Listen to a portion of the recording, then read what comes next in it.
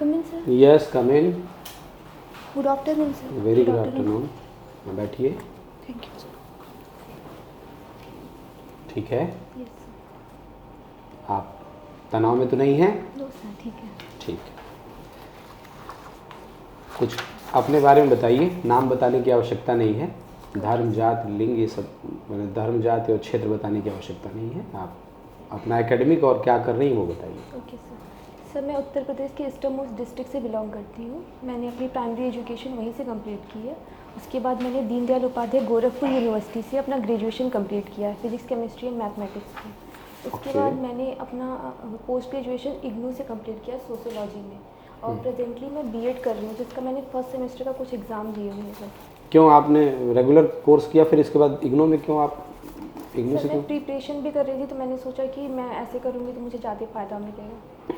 अच्छा, एमए किस विषय से हैं आप? सर सोशियोलॉजी से। सोशियोलॉजी। तो बीएससी के बाद फिर सोशियोलॉजी की तरफ, आप ह्यूमैनिटीज़ की तरफ क्यों आई? सर मैं जब ग्रेजुएशन कर रही थी तो मैं सोशल इशूज़ और फिर न्यूज़पेपर वगैरह जब पढ़ने लगी तो मुझे लगा मेरा इंटरेस्ट जो है वो ह्यूमैनिटीज़ सब्जेक्ट की तरफ ज़्यादा है, मुझे ज़्यादा इंटरेस्ट था, तो फिर मैंने सोचा इसे ही परस्यू करती हूँ। अच्छा, तो सोशियोलॉजी पढ़ के आपको क्या लाभ मिला? सर सोसाइटी को हम काफ़ी अच्छे से समझ सकते हैं। जो ऊपर दिखता है उसके नीचे जो डीप एनालिसिस होती है वो हम समझ सकते हैं। जो हमारे भारत की जो सोसाइटी है उसके 3 अच्छी बातें बताइए। सर पहली जो यूनिटी एंड डाइवर्सिटी है इंडिया में, ये लगती है सर। जो दूसरी चीज़ हमें लगती है कि इंडिया मॉडर्नाइज तो हुआ है, लेकिन जो इसके कुछ ट्रेडिशनल सोशल इंस्टीट्यूशन और वैल्यूज़ रही हैं वो उसे भी लेके साथ चल रहा है, वो उसे पीछे नहीं छोड़ रहा है। जैसे कि जो फैमिली वैल्यूज़ वगैरह सिस्टम है उन्हें भी हम लेके चल रहे हैं। थर्ड सर मुझे ट्राइबल कल्चर है जो इंडिया का, वो भी सही लगता है। Tribal culture yes sir. ठीक लगता है। एक फैमिली वाला आपने बताया कि वो आपको बहुत अच्छा लगता है, तो इधर देखने को मिल रहा है कि परिवार बहुत टूट रहे हैं, यस सर। ऐसा क्यों है आपके हिसाब से? सर पहला जो स्ट्रक्चर चेंज फैमिली में आया है, जॉइंट से न्यूक्लियर फैमिली की तरफ हम बढ़ रहे हैं, जिसकी वजह से जो न्यूक्लियर फैमिली होती है उसमें बहुत ज़्यादा तनाव होता है, क्योंकि कपल्स होते हैं उनके साथ उनके चिल्ड्रन होते हैं, तो एक्सपेक्टेशन बहुत ज़्यादा बढ़ जा रही है। दूसरा सर इंडिविजुअलिज्म काफ़ी ग्रो कर रहा है, कैपिटलिज्म और ये सब जो चीज़ें अर्बनाइजेशन की वजह से।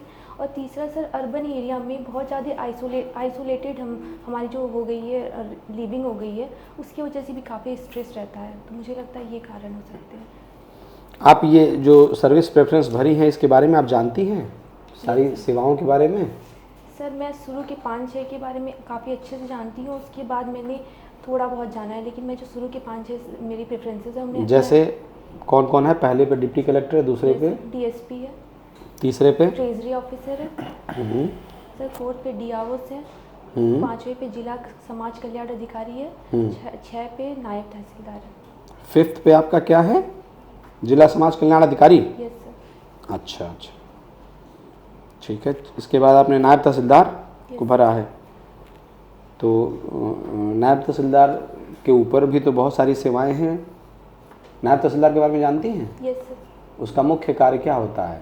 सर जो डिस्ट्रिक्ट में सब डिवीज़न होता है, सब डिवीज़न में जो तहसील होती है वहाँ आपको पूरा एडमिनिस्ट्रेशन, जो तहसील में जो तहसीलदार होते हैं उनके बाद नायब तहसीलदार आते हैं। उन्हें तहसीलदार को अब रिपोर्टिंग करनी होती है, और जो रेवेन्यू और लैंड और विलेज से रिलेटेड जो भी रिकॉर्ड वगैरह होते हैं उनको देखना होता है। ठीक है सर।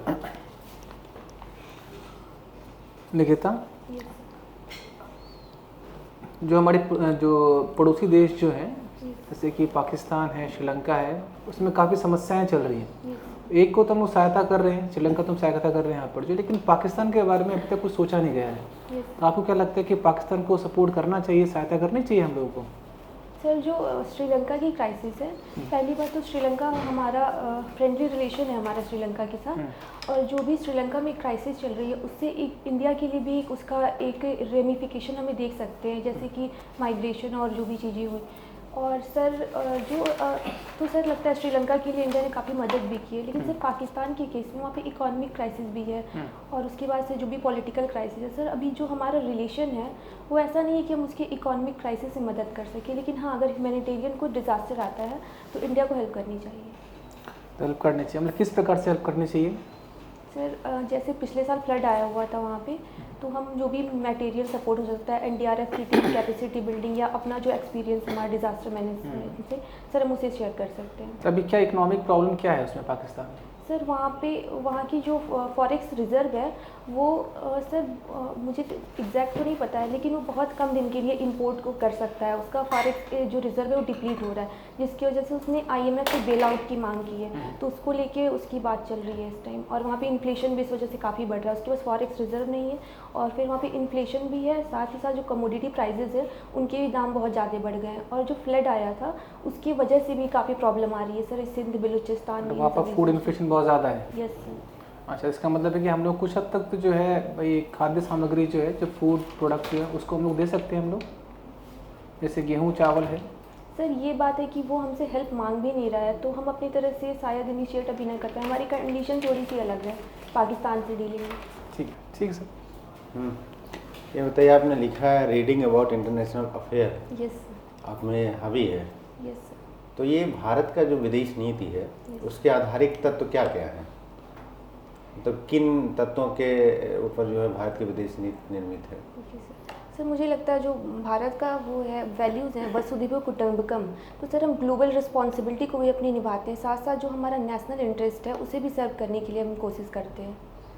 पंचशील का क्या स्थान है? सर पंचशील काफ़ी रिलेवेंट हो गया जब से हमारा चाइना के साथ एग्रेशन बढ़ गया है, और यूक्रेन और रसिया में भी जो हम क्राइसिस देख रहे हैं वहाँ पे सॉवरेनिटी का उल्लंघन हुआ है और टेरिटोरियल इंटीग्रिटी का। तो सर पंचशील आज के टाइम में जब ग्लोबल काफ़ी परेशानियाँ चल रही हैं तो हमें बॉर्डर पे शांति रखने के लिए पंचशील बहुत रिलेवेंट है सर, लेकिन बहुत डिफिकल्ट हो गया इस टाइम से। क्या है पंचशील में? सर पांचों तत्व क्या क्या हैं? सर मैं अभी रिकॉल नहीं कर पा रही हूँ एग्जैक्ट। अच्छा, ये भारत की हार्ड पावर इमेज और soft power image, yes sir. एक दो उदाहरण से दोनों को समझाइए, ओके कहाँ कहाँ दिखती सर। है? जो हार्ड पावर है, पहली तो हमारी जो इकॉनमी है वो ग्रो करी, हम 5th लार्जेस्ट इकॉनमी बन चुके हैं, तो उसकी वजह से हमारा जो इंडो पैसिफिक में नवल जो हमारी कैपेसिटी है उसमें भी काफ़ी इंक्रीज़ हुआ। सबमरीन हो गई, टैंक हो गए, हमने काफ़ी अपनी फ्लीट को बढ़ाया। साथ साथ जो हमारे और भी विंग हैं आर्म फोर्सेस के, वहाँ पर भी इंडिया काफ़ी ज़्यादा इम्पोर्ट भी कर रहा है और डिफेंस इंडियनाइजेशन भी कर रहा है। तो ये हार्ड पावर प्रोजेक्शन हो गया सर। सॉफ्ट पावर जो है वो हमारी जो सिविलाइजेशनल हेरिटेज है, जैसे इंडिया के वैल्यू सिस्टम हो गए, फिर इंडिया की बॉलीवुड मूवीज़ हो गई, और यहाँ पे जो कई रिलीजन का उद्गम भी यहीं पे हुआ है, तो ये सर लगता है सॉफ्ट पावर। अच्छा, यहाँ से जो लोग जाते हैं दूसरे देशों में, वहाँ के स्थलों का निरीक्षण करते हैं, वहाँ की संस्कृति का अध्ययन करते हैं, फिर आते हैं, डायलॉग होता है, ये किस में आता है? हार्ड पावर आता है, सॉफ्ट पावर? सर जब यहाँ के लोग जाते हैं, हाँ, यहाँ से या वहाँ से लोग आते हैं, जो डायलॉग होता है वो क्या किस में आता है? सर ऑफिशियल डायलॉग तो डिप्लोमेसी का पार्ट हो जाएगा, लेकिन लोग जाते हैं तो वो सॉफ्ट पावर हो जाएगा, वो जैसा भी सॉफ्ट करते हैं। पावर। अच्छा, दूसरा आपने लिखा है कि doing exercise, yes sir. Exercise करते हैं आप, यस सर। तो उसमें कौन सा एक्सरसाइज है? जो अनुलोम विलोम योगा वाला कि दूसरा सर एक्सरसाइज? योगा भी थोड़ा करती हूँ क्योंकि उससे मेंटल वो होता है, और साथ ही साथ फिटनेस के लिए सर मैं कार्डियो करती हूँ। तीसरा आपकी गार्डनिंग है, यस आपने लगाया है कुछ बगीचा अपने घर के आसपास? यस सर, लगाया सर। कौन से पौधे हैं उसमें? सर अभी तो जाड़े के जो भी फूल थे, गुलदाउदी हो गया, सूरजमुखी का फूल हो गया सर, ये सब तो सूख गया है सब, लेकिन अभी गर्मी का लगा नहीं पाया क्योंकि अभी पढ़ाई करनी पड़ रही है। अच्छा, एक लास्ट क्वेश्चन है, दीनदयाल उपाध्याय गोरखपुर यूनिवर्सिटी से आपने पीजी की है, यस सर। तो दीनदयाल उपाध्याय जी के बारे में कुछ बताइए। Yes sir. सर इन्होंने जनसंघ का जो पॉलिटिकल डॉक्ट्राइन है वो लिखा था, साथ ही साथ वो फिलोसफर थे जिनके लिए इंडिया का एक विज़न था जो कि इंटीग्रल ह्यूमनिज्म का विज़न था। वो कैपिटलिज्म और सोशलिज्म को बैलेंस करना चाहते थे। साथ साथ जो इंडिया का डेवलपमेंटल मॉडल है उसमें जो इंडिजीनस चीज़ें हैं वो उसको प्रमोट करते थे। साथ साथ उन्होंने अंत्योदय का सिद्धांत दिया था, जिसमें कहा जो गांधी के ग्राम स्वराज और सर्वोदय का ही आगे का रूप है, लेकिन वो कहते थे कि अंत्योदय में जो लास्ट में इंसान खड़ा है उसका जब भला होगा तो ही देश का भला होगा। अनटू द लास्ट किसकी पुस्तक है? Sir unto the last sir recall नहीं कर पा। जो अंत्योदय है उन्हीं हाँ। गांधी जी का जो सिद्धांत है Yes, उस sir. पुस्तक पे ही तो आधारित है। सर बुक का नाम मुझे नहीं पता। ठीक है सर। आपकी सर्विस प्रेफरेंस में दूसरे नंबर पे आपने पुलिस सेवा डाला है। Yes sir. आपको इसका मतलब पुलिस सेवा पसंद है विशेष रूप से? सर मेरी पहली प्रेफरेंस तो सब डिविजनल मजिस्ट्रेट है, लेकिन सर मुझे डीएसपी भी पसंद है। प्रायः देखने को मिल रहा है कि जो महिला अभ्यर्थी हैं वो पुलिस सेवा नीचे रखती हैं अपना, क्या महिलाएं पुलिस में जाना नहीं चाहती हैं? आप एक्सेप्शनल हैं। सर ये इंडिविजुअल प्रेफरेंस हो सकता है लड़कियों का, लेकिन सर जनरली मुझे लगता है कि लड़कियां जाना नहीं चाहती हैं। मुझे ऐसा लगता है जो भी सोशलाइजेशन हो, सोशल नॉर्म्स हो या उनकी कंडीशनिंग ऐसी हुई हो तो उन्हें लगता होगा कि वो फिट नहीं बैठती है, लेकिन ऐसा नहीं है सर। लॉ एंड ऑर्डर में लड़कियों के लिए ये आर्गूमेंट होता है कि सॉफ्ट नेचर है इसलिए लॉ एंड ऑर्डर में नहीं जा सकते हैं, लेकिन सर ये चीज़ें नहीं है, ये हमें पॉजिटिव वे में भी हम इसे यूज़ कर सकते हैं लॉ एंड ऑर्डर में जाने के लिए। आपकी नज़र में पुलिस की कैसी इमेज है अभी वर्तमान में? सर बहुत पॉजिटिव इमेज तो नहीं है पुलिस की, खासकर जो कटिंग एज लेवल पे जहाँ पे सबसे ज़्यादा जनरल पब्लिक से उनका इंटरेक्शन है वहाँ पे सर करप्शन की काफ़ी वो देखने को मिलती है। किस टाइप का करप्शन देखने को मिलता है, थोड़ा उदाहरण से बताइए। कि जब कोई ट्रैफिक वायलेशन होता है तो वहाँ पे कभी कभी चालान काटने की जगह वो पैसे ले लेते हैं, ऐसी चीज़ें देखने को मिलती हैं सर। फिर ये ट्रक को लेके जो सर एक शहर से दूसरे शहर में जाते हैं तो मैंने सुना है कि मैंने पढ़ा, इसे देखा तो नहीं है कि वहाँ पर भी कुछ चीज़ें ऐसे करप्शन प्रोन एरियाज़ हैं ये भी सब। आपका कोई व्यक्तिगत अनुभव है इसमें? सर मैंने व्यक्तिगत तो नहीं हुआ है, लेकिन ड्राइवर लाइसेंस का मेरे घर में मैंने सूट सुना है लोगों से और वो मैंने पढ़ा हुआ है। मैंने आपको कभी देना पड़ा पैसा ऐसा? सर मैं ऐसी इतना कोई चलाती नहीं हूँ गाड़ी ऐसी कोई नौबत नहीं आई? नहीं सर मैं चलाती नहीं हूँ गाड़ी वगैरह इतना। अच्छा, अब मान लीजिए आपको देवरिया का एसपी बना दिया जाए यस सर। और आपको पुलिस की इमेज को लेकर के आप सजग हैं, बेहतर करना चाहती हैं, करप्शन को रोकना चाहती हैं। यस आप 3 महत्वपूर्ण कदम बताइए जो आपके द्वारा उठाए जाएं।